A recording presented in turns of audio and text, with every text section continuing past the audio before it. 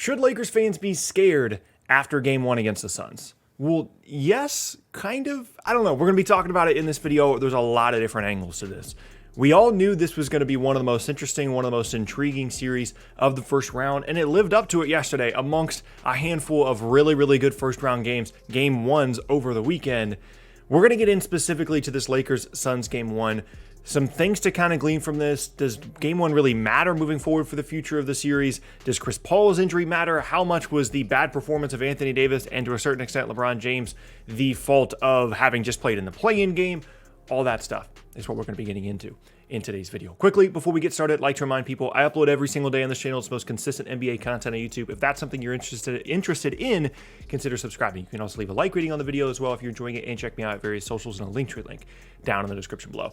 With those things said, let's talk about Lakers-Suns game one. So the Lakers had a lot of struggles offensively in this game, and this was supposed to be the side of the ball that they were going to be able to take advantage of against the Suns. Despite their overall defensive rating for the entire season, the Suns did not close the season very well defensively, and specifically from a matchup standpoint, a lot of people, including myself, thought it was going to be an issue, thought that Phoenix, of all the teams they could have potentially drawn in the first round in that play-in game, the Lakers, for everybody, were the least favorable of that four, but especially for Phoenix, given their difficulties from a personnel standpoint, dealing with teams that have a bigger front line, with DeAndre Ayton basically being their only big man defender, was a huge concern for me. But in game one, DeAndre Ayton was fantastic. We'll get to that later. But nobody for the Lakers scored 20 points. They were 7 for 26 from three, 17 for 28 from the free throw line. Anthony Davis sucked. LeBron wasn't really that great either offensively. And again, this was supposed to be the end of the floor that they were going to expose Phoenix defensively, and they lost the rebounding battle. Now, granted, it helps when you're missing as many shots as the Lakers were offensively, and you get some pretty easy defensive rebounds if you're the Suns, but they were supposed to be a much more dominant presence on the offensive glass, and in the overall rebounding battle, the front court, the physicality was supposed to be much more pronounced than it was for the Lakers in game one. Now, there's certainly some moments where they did overpower the Suns in the paint, and there were times in which Dario Saric just had to come out of the game, and DeAndre Ayton had to come back in to kind of stabilize things for Phoenix in the middle. And long-term in the series, maybe that'll continue to be an issue, but that's one of the bigger things that we were watching in game one, and pretty much everything offensively for the Lakers when it comes to shooting, when it comes to free throws, when it comes to their inability to dominate offensively in the paint.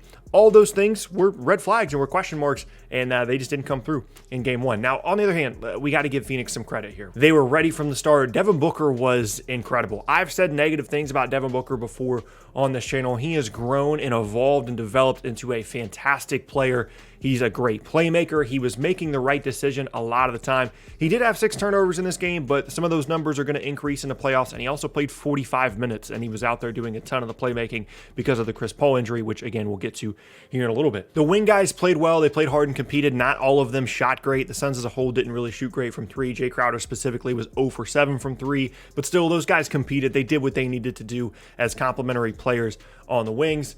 Paul was great pre-injury as well, and DeAndre Ayton was incredible. DeAndre Ayton is going to, for the rest of his career, be compared to the fact that he was drafted before guys like Luka Doncic in his draft class and drafted first overall in that class.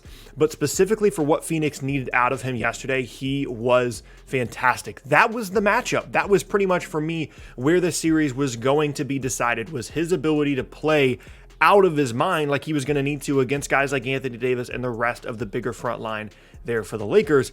And he delivered yesterday. Statistics were incredible, but just his presence on the floor as a finisher at the rim, despite a few miscues there was one play where he had the ball back to the basket, and if he had just turned around, he would have had a dunk, and he wasn't paying attention. Things like that are going to happen. He didn't appear to really be nervous at any point, and defensively, he was incredible on Anthony Davis. Now, Davis certainly settled a lot for jump shots. I would expect him to make that adjustment, especially given the fact that Ayton is their only real big man defender. I think you'll see a bit more of an effort on the part of the Lakers to try and get Ayton in foul trouble moving forward in the rest of this series, because Davis quite simply was settling a lot, but Ayton did a really good job at contesting. He was great at the rim. He was great as a rebounder and was just doing everything that you would want out of DeAndre Ayton in this game. He was incredible, and apart from Devin Booker, was the biggest reason that Phoenix was able to win this game.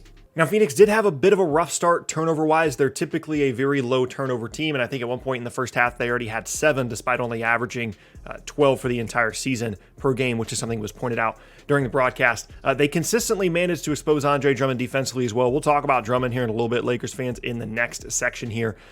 Basically, he's a disaster. And even though they didn't really shoot it that well from 3, and they didn't get to the line a ton, they didn't even shoot a free throw in the first half, and they went 10 for 12 for free throws in the second half. They were able to overcome all that stuff just with incredible offense from Devin Booker, and just an ability for them to continue to make timely shots and deal with the double teams that they were throwing at Booker, kind of working some of those shots in the mid-range as well as getting 8 and some easy buckets inside. Now, looking forward to the future of the series, of course, everything revolves for me around the Chris Paul injury. It was a really weird circumstance. I immediately was incredibly concerned for Chris Paul because I want a competitive series. I want Chris Paul to, if the Suns lose, I want it to be a fully healthy Suns team. I don't want Chris Paul to go out of the playoffs again due to injury. And at the time that he got hurt, there was a lot of concern that maybe he did something serious to his shoulder. He comes back into the game, and it's just clear that he's not right. I'm not going to pretend to be any kind of medical expert, okay? But it's just clear that when he's trying to go right, he's losing the ball. His jump shot does not look the same. There were reports that at halftime he was trying to get some shots up and was struggling to even get the ball to the rim on short-range jump shots. That's going to be something to continue to watch. Hopefully it's something that resolves itself, but if it doesn't and Chris Paul is compromised for the next couple of games or potentially for the rest of the series, that is going to be something that the Lakers are going to expose more moving forward in the series than they did in game 1. They didn't really know how to treat the Chris Paul thing. It was clear that he wasn't right, but you also didn't want to be exposed by trying to go a little bit, by trying to do a little bit too much against Chris Paul and play too aggressively. But if he's not right, they're going to leave him open. They're going to force Chris Paul as a compromised, potentially 70% of himself version to beat them, because the other guys did a really good job of making some timely shots. Devin Booker was incredible, and Chris Paul is obviously an incredibly important part of this team. Everybody's going to be paying attention to see if he's going to be playing in game 2 or if he's going to be compromised at all moving forward. I would imagine he's going to play. It's just going to come down to whether or not he is effective. It was very odd to see him losing the ball. I mean, this is one of the most shorthanded guys in the entire league, and he was just fumbling the ball out of bounds at times, especially in that second half. That's a concern. That's what everything revolves around for me in the series. If Chris Paul is not healthy, if he is not at least 90% of what he normally is, it's going to be incredibly difficult, despite how well they played in game 1, for Phoenix to win this series, in my opinion. Apart from that, LeBron and Anthony Davis have to be better. Anthony Davis specifically was out there just getting in some cardio at times. He was just getting up and down the floor. He was acting like he was Dwight Howard or something, and he was just a rim roller type guy. Even when he did get his post up and his face up opportunities, he wasn't locked in. He wasn't engaged. He was settling a lot. And it kind of felt like he thought he was going to be able to come out there, make a couple of jump shots, score 20, and they were going to win. And Phoenix came ready to play. And I would expect, as evidenced by the comments that he made after the game, Anthony Davis will come back. He'll be ready to go. He's an incredible player, and he will be heard from the rest of the series. He's not going to play like that the rest of the way. And same thing for LeBron. By his standards, it was not a great game. And that would be the scary thing for me if I was a Suns fan as I take a look at this game is Booker was incredible. We dealt with the Paul thing pretty well. Ayton was awesome, and we only won by 9 points. Now, granted, there wasn't a huge difference in shot making, so both teams really didn't shoot the ball incredibly well from three-point range, and the Suns typically are a very good three-point shooting team, whereas the Lakers are not. So if you're looking at a team that shot below expectations from 3, it would be Phoenix. If that averages itself out, that should make up for any kind of really good Anthony Davis performance over the next couple games. You can kind of play that game of going back and forth on things that didn't go well that could potentially go well here over the next couple of games. Now, some of the Lakers stuff here really quick. Andre Drummond, I actually can't understand why he's on the floor, quite simply, at this point. He doesn't space for Anthony Davis. If he's not going to punish the Suns on the offensive glass, which only happened a handful of times, and quite frankly, Montrezl Harrell was playing better than him, there's no point in him being out there because he's not going to defend well. The Suns are aware that he's not going to defend well, and it just messes with all their different matchups. And I know that the Lakers don't want to go with the Anthony Davis at the 5 lineup to start games. It's something they like to bring in against second units because they destroy teams when they put Anthony Davis at the 5. Because they don't start the game with it. They go against, Saric out there, right? With Anthony Davis at the 5 is going to be a disaster, obviously, for Phoenix. And that's why, Ayton most of the time matches his minutes with Anthony Davis. But if you're committed to playing a big in the front court, it kind of seems like it needs to be Marc Gasol, a guy that is going to be at least solid defensively and is going to be able to space. I don't understand the fascination with Drummond apart from the name and the fact that he's been playing a good amount for them towards the end of the year. that's an adjustment that needs to be made for me. It's very clear, even just from the reactions of the Lakers players, when there's a miscue defensively on the part of Drummond, they're looking at him like, oh my gosh, when is this guy going to figure it out?